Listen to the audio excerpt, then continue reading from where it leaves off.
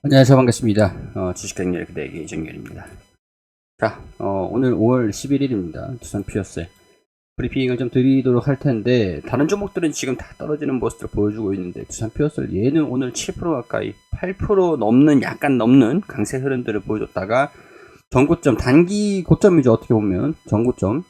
저항 구간에서의 차익 실현 매물들이 좀 소화를 거치고 N자형 반등, 제가 가능성은 N자형 반등이다. 우리가 좀 기대를 해볼 만한 거는 N자형이다.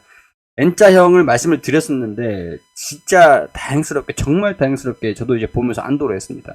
N자형 반등이 나와줬어요. 다행이죠. 여기 차익 실현 매물들이 소화 과정들을 좀 거치는 게 약간 여기 이 단기 이 지지 구간, 저항 구간 영향들이 지금 이 부분에서 영향들을 좀 받았고, 더군다나 시장이 워낙 지금 안 좋은 모습들을 좀 이어갔다 보니까 지금은 이제 지지 구간들을 좀 받치고 있는 상황들이고, 코스닥이 좀 반등 나오고 있는 상황들인데, 외국인들이 사고 팔고 계속 왔다 갔다 줏대 없이 계속 설랑설레하고 있어요. 그럴 만한 이유가 사실 우리 입장에서 이해는 되는 거는, 달러가 계속 돌파 흐름들을 보여주고 있으니, 그래요. 이 달러가 돌파 흐름들을 보여줄 수 있는 외국인들 입장에서는 원화에 투자를 할 필요가 없는 거죠. 그렇기 때문에, 차익 실현, 얘네들이 외국인들도 설랑설레 하면서 치고 빠지고, 그렇게 하고 있다. 근데 지금 시장에서 좀 특징적인 종목들의 특징적인 이슈들을 보면은, 일단 주가가 빠지지 않는다라고 하는 종목들은 외국인이랑 기관이 받쳐주고 있습니다. 받쳐주고 있어요. 빠지지 않는다라는 종목은. 빠지는 종목들은 개인 투자자들만 매수를 하고 있습니다. 개인 투자자들만 매수. 아니면 외인 매도, 기관 매도. 이런 동향들을 보여주고 있는 종목들 같은 경우에서는 수급적인 영향으로 주가가 시장에 대한 영향들, 타격을, 직격탄을 받고 있는 상황들이거든요. 그렇기 때문에 두산 피어스 같은 경우에서도 사고 팔고 하는 거에 영향을 굉장히 좀 많이 받고 있는 상황들인데, 파는 동향을 보여주고 있을 때 매도 모습들을 보였는데, 거래량들이 그렇게 크게 나오진 않았습니다. 나오진 않았었고, 외국인들도 비중을 완전히 축소시키진 않았었어요. 이 정도 매수를 했다가 이거 3분의 1 정도 살짝 매도를 하면서 겁을 살짝 주고 눌림목 살짝 만들어 놓고, 오늘 강하게 매수를 하면서 개인 투자자들 반등 살짝 나오면서 수익 구간이 온 그러니까 이날 매수한 사람들은 본전 구간이 왔잖아요. 이 수급을 다 뺏어갔어요. 다 모아갔어요. 그럼 이제 얘네들이 이렇게 모으는 이유들이 있을 거 아닙니까? 모으는 이유들. 이게 4만원을 돌파를 하고 42,000원을 터치를 하기 위해서인가? 관심을 집중을 할 필요가 있겠죠. 오늘도 시장이 그렇게 썩 좋지는 않았습니다. 썩 좋지는 않았는데, 외국인들이 장중에 개인 투자자들 매물을 매도하고 매수하고 할 수 있을 법한데 하루 종일 매수하는 모습들을 보여줬어요. 매수폭을 키우면서 오늘 하루 움직임들을 긍정적이게 장 초반에 막 급등을 하고 이탈하지도 않고 견고하게 받쳐주면서 강세 흐름들을 보여줬다. 자, 그럼 문제는 이제 4만원 이 부분, 우리가 이 조정을 받았던 이 부분에서 물량 소화를 어떻게 해주느냐, 강도가 어떻게 되느냐. 만약에 4만원을 돌파를 하면서 거래량들이 쭉쭉쭉쭉 올라온다, 그러면은 42,500원까지는 단기적으로 올라갈 가능성들 제시를 좀 해드릴 수 있을 것 같습니다. 목표가를, 단기적인 목표가는 상향시킬 수도 있고, 목표가는 다시 낮출 수도 있는 거예요.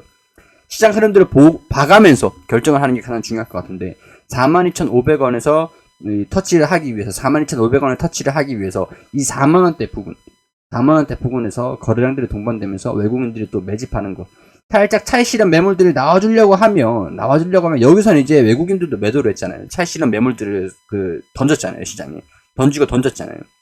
근데 오늘은 매물을 다 받아가면서 강도 높게 상승하는 모습을 보여줬잖아요. 이 움직임이 내일도 이어져야 된다. 내일도 견고한 수급, 매수세, 그런 것들로 강한 힘으로 들어 올려야 돼요. 들어 올려야 되고, 42,500원에도 거래량들이 동반되면서 뚫고 올려야 됩니다. 그렇기 때문에 저는 무난하게 5만원 부분들을 터치는 할 수 있을 것 같아요.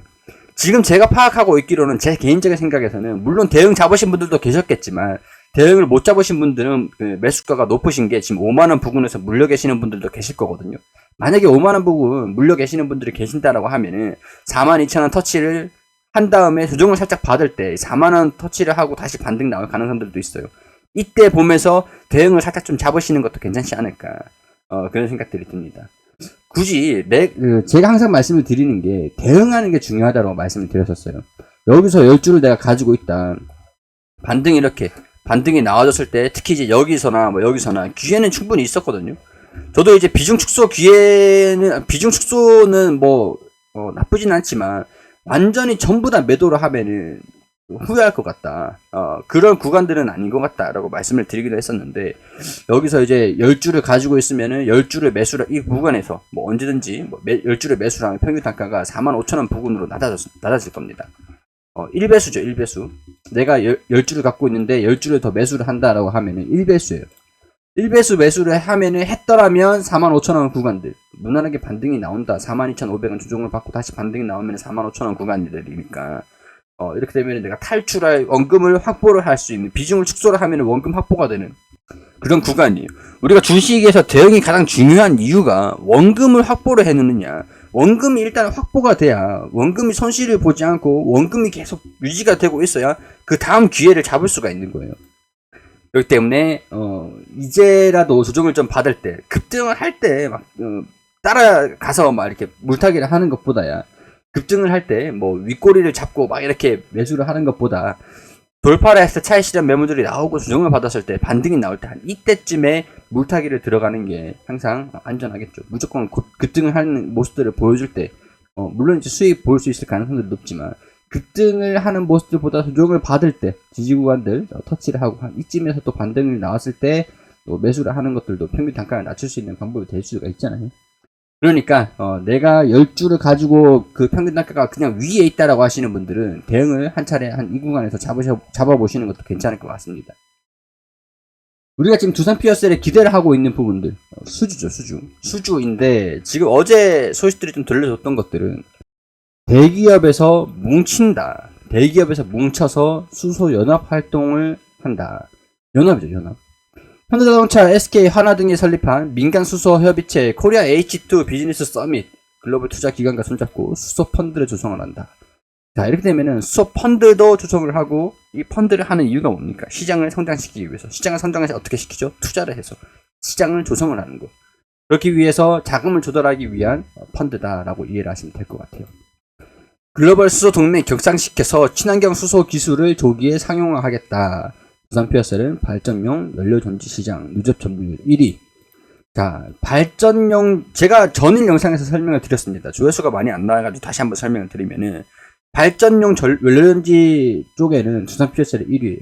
근데 가정용, 이 건물용, 그리고 뭐 수송용, 뭐 이송용, 뭐 그런 쪽으로 조금 발전용은 꾸준하게 이렇게 운전을 합니다. 용량이 꾸준해요. 용량이 꾸준하게 계속 가동을 시키잖아요. 유지를 시키잖아요. 근데 가정용이라든가 뭐 자동차, 그리고 뭐 드론, 선박 이런 쪽 같은 경우에서는 말이죠. 가정이 우리 보일러 같은 것도 있잖아요. 자동차도 시속 10km 달릴 때도 있고 20km 달릴 때도 있고 100km 달릴 때도 있잖아요. 범위가 크지 않습니까? 가정도 그냥 외출로 해놓을 때도 있고 뭐 온돌, 뭐 온수 이런 쪽으로 용량이 왔다 갔다 하잖아요. 크잖아요. 이런 쪽이랑 가정용이랑 발전용은 틀려요.